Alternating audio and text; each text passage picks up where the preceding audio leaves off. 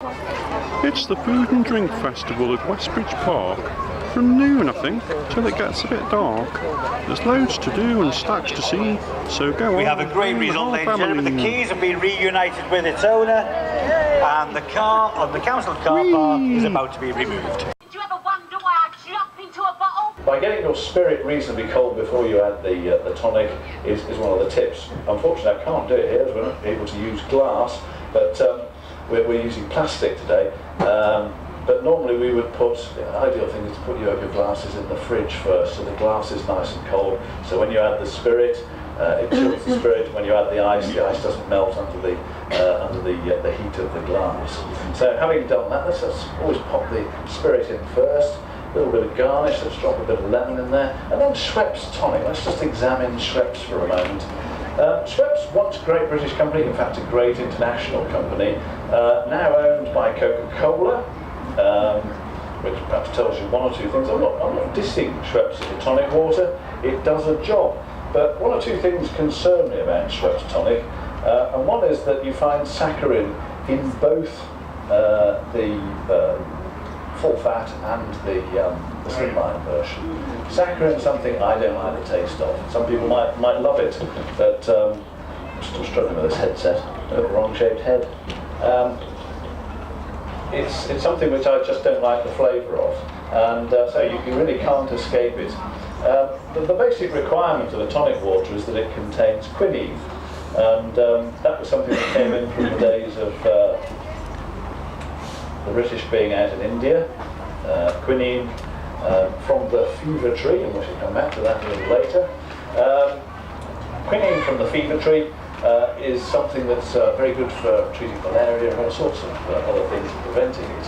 And when I was in South Africa myself some years ago, we had to take malaria tablets, and we talked to the trackers out in the bush about what they did, and they all said we drink gin and tonic, because the quinine comes out in your sweat and stops the mosquitoes biting. So anyway, a typical Schweppes gin and tonic, roughly 1/3 of gin to 2/3 of tonic. Pop it in, and I'm going to leave these on the front so you can taste them. The way to taste cocktails or anything like that, you have your own little straw, poke it in, and there you go. Nice and sharp, quite bitter, but still the basic flavours of gin, which are juniper, orris root, and then the all-important bit, which is botanicals. Now this is where we start to distinguish one gin from another, is these things called botanicals. So in the process of making gin, you've got a base spirit to which juniper is added. Juniper gives that typical junipery taste. Orris root is one of the more expensive botanicals, which you find in almost all gins, particularly London gins, and then any number of other things. The beauty of alcohol is that it leaches flavour from anything, and so whatever you steep in it, it will extract the flavour from there. So all these different types of gin that we're now stocking and advocating have different botanicals, and those botanicals will give different characteristics to the particular gins.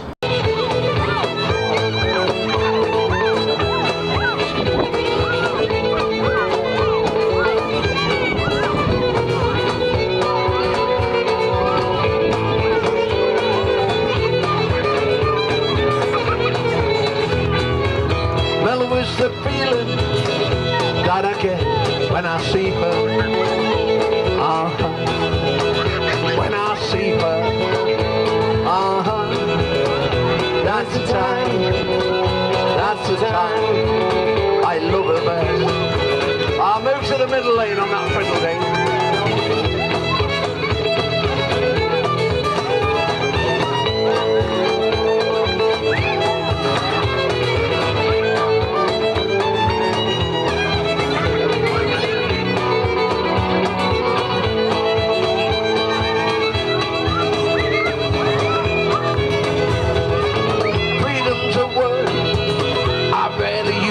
Without thinking, without thinking, that's the time I love her best. Hey!